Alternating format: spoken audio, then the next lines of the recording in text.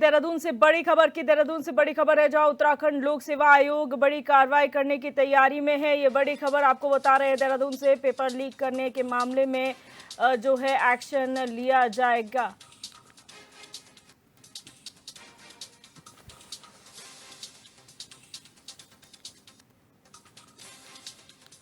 दो सौ से ज्यादा अभ्यर्थियों को प्रतिबंधित करने की तैयारी की जा रही है। पुलिस ने इन अभ्यर्थियों की सूची आयोग को भेज दी है। आयोग जल्द इन्हें नोटिस जारी करने की तैयारी कर रहा है। ये बड़ी खबर आपको बता रहे देहरादून से जहां पर पेपर लीक प्रकरण में अब उत्तराखंड लोक सेवा आयोग बड़ी कार्रवाई करने की तैयारी में है।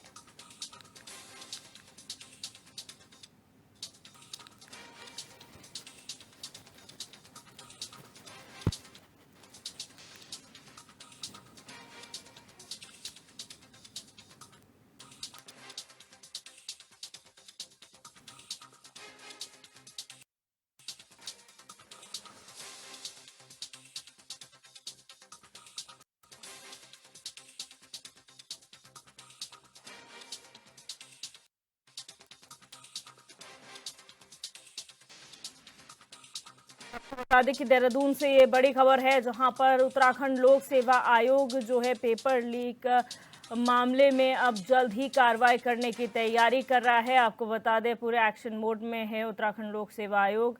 200 से ज़्यादा अभ्यर्थियों को प्रतिबंधित करने की तैयारी जो है वो की जा रही है। पुलिस ने इन सभी अभ्यर्थियों की सूची आयोग को सौंप दी है। आयोग जल्द ही ने नोटिस जारी करेगा और इन्हें प्रतिबंधित कर देगा।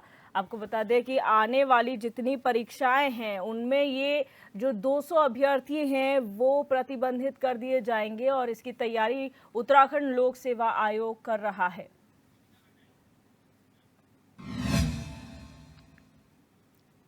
अब सीधे रुक करेंगे अपने न्यूज रूम का जहां से हमारी संवाददाता दीपिका भंडारी इसी खबर पर हमारे साथ लाइव जुड़ चुकी है। दीपिका, लगातार कार्रवाई हो रही है पेपर लीक भर्ती प्रकरण में और इस तरीके के मामले जो सामने आ रहे हैं, जितनी भी भर्ती प्रक्रियाएं हुई हैं, 200 अभ्यर्थियों की सूची जारी की गई है।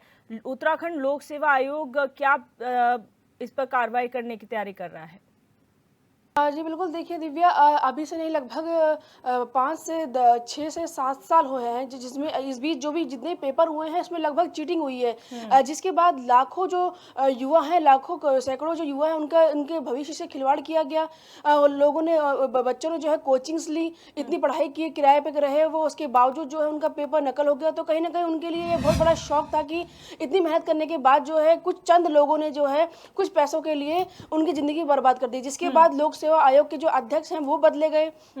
उसमें कई अधिकारी कर्मचारी जो एसटीएफ है उनके द्वारा गिरफ्तार भी किए गए। जिसके बाद लोक सेवा आयोग को नया अध्यक्ष मिला और उसके बाद अभी जो कल फॉरेस्ट गार्ड का पेपर हुआ था उसमें ये दावा किया गया है कि पेपर जो है वन आरक्षी का पेपर जो है फॉरेस्ट गार्ड का वो नकल रहित हुआ है।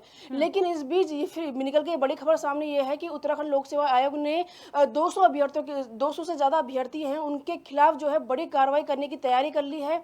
ये जो 200 अभ्यर्थी हैं इनको पूरी तरह प्रतिबंधित किया जाएगा। ये आने वाली जितनी परीक्षाएं होंगी उसमें सम्मिलित नहीं हो पाएंगे 10 साल के लिए और इसके साथ ही इनको जुर्माना भी लगेगा। तो ये कहीं ना कहीं बहुत बड़ा फैसला जो है, बहुत बड़ा जो कार्रवाई है वो उत्तराखंड लोक सेवा आयोग करने जा रहा है, क्योंकि ये बहुत जरूरी भी है। अभी जो कल पेपर हुआ था कल रविवार को वन आरक्षी फॉरेस्ट गार्ड का, उसको लेकर ये दावा किया जा रहा है कि हरिद्वार में रात 1 बजे तक उसका पेपर जो है वो कुछ अभ्यर्थियों को पढ़ाया गया है।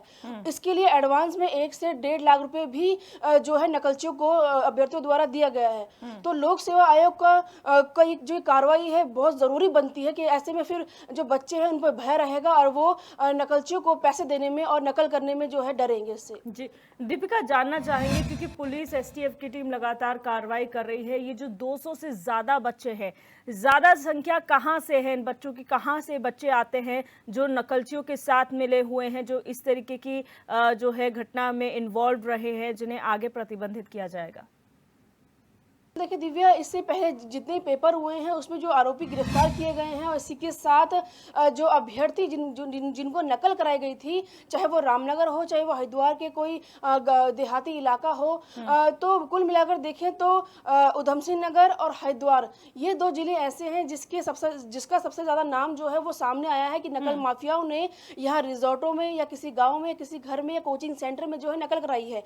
अभी कल जो फॉरेस्ट गार्ड का पेपर हुआ है उससे ठीक एक दिन पहले एसटीएफ ने 2 आरोपियों को गिरफ्तार किया है, जिसमें से एक जो है कोचिंग सेंटर संचालक है, जिसने जो है कुछ बच्चों को इसके पेपर उपलब्ध कराए थे, वो भी ब्लूटूथ भी दिया था कि नकल करने के लिए किस तरीके से उसको नकल कराई जाएगी, किस तरीके से उसको यहाँ पेपर पहुंचेगा। क्योंकि जो उसका साथी उसके साथ गिरफ्तार हुआ है उसकी ड्यूटी जो है वो कल किसी सेंटर में लगनी थी और जो पेपर है वो 1-2 घंटे पहले इनके पास आ जाता है। तो इन्होंने अभ्यर्थियों से ये डील की थी कि जैसे पेपर हमारे पास आएगा हम आपको व्हाट्सअप करेंगे और इसके साथ उसके आंसर जो है हम आपको ब्लूटूथ से पढ़ाएंगे। तो आरोपियों के पास से ब्लूटूथ भी करेक्टर भी मिले हैं और जिन पूछताछ में उन्होंने जिन बच्चों के नाम बताए हैं वो भी हरिद्वार के ही रहने वाले हैं। और ये भी कहा जा रहा है कि इस बीच कुछ गैंग ऐसे सक्रिय थे जिन्होंने कल के पेपर में नकल भी कराई है। जो आरोपी गिरफ्तार हुए हैं उन्हीं के साथ ही वो हो सकते हैं। तो कहीं ना कहीं हरिद्वार में जो है सबसे अधिक नकलची जो है बच्चे, वो उनके नाम जो है सामने आ सकते हैं। लेकिन जो लिस्ट निकल के सामने आती है उसको लेकर भी सवाल ये खड़े किए जाते हैं कि आयोग द्वारा सिर्फ बच्चों के नाम जो है वो दिए जाते हैं, ना तो उनके पिता का नाम दिया जाता है, ना ही वो कहाँ के हैं ये बताया जाता है। तो ऐसे में जो है कैसे पता लगेगा कि बच्चों ने नकल की है और कैसे वो जो है ये सब करने से रुकेंगे, क्योंकि उनको कोई भय नहीं रहेगा कि उनका नाम सामने आ चुका है। तो ये कार्रवाई करेंगे। दीपिका, यहाँ पर एसटीएफ लगातार कार्रवाई कर रही है, सफेद पोशों के होने का भी यहाँ पर मामला सामने आया था।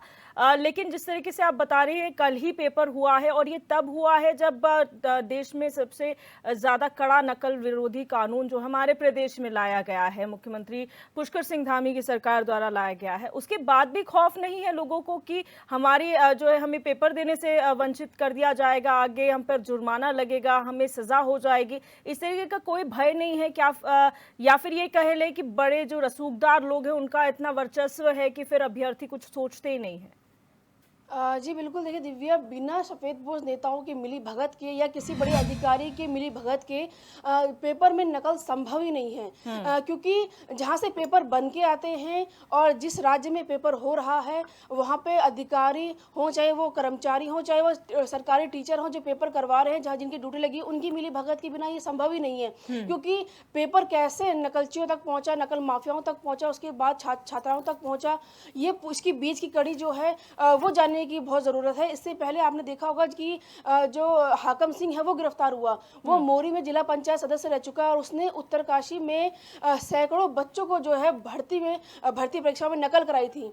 उसके बाद कई ऐसे और नेताओं के नाम भी सामने आए, जिसमें एक हरिद्वार का नेता है लेकिन वो अभी भी फरार है, उस पर इनाम भी घोषित किया गया है। तो साफ तौर पर ये कहना है कि बिना अधिकारियों, कर्मचारियों और सफ़ेदपोश नेताओं की मिली भगत के ये संभव ही नहीं है कि नकल हो जाए। तो कहीं ना कहीं अभ्यर्थियों के साथ अभ्यर्थियों के साथ जो नकल माफिया, उनके खिलाफ भी बड़ी कार्रवाई करने की जरूरत है। जैसे कि सीएम धामी नकल विरोधी कानून लागू कर दिया है, जिसमें इनकी संपत्ति जो है जितनी भी इन्होंने कमाई है ये अवैध काम करके वो कुर्क की जाएगी, इसी के साथ उनको जेल की सजा भी होगी। तो सीएम धामी का जो ये कानून है वो जरूर असर रहेगा, लेकिन जब तक उन सफेदपोश नेताओं को और अधिकारियों को नहीं दबोचा जाएगा जो शासन में बैठे सरकार चला रहे हैं और राज्य को चला रहे हैं, जब तक उन पर कार्रवाई नहीं हो जाती तो ये नकल नहीं रुक सकती है। और शुक्रिया दीपिका हमारे साथ जुड़ने के लिए।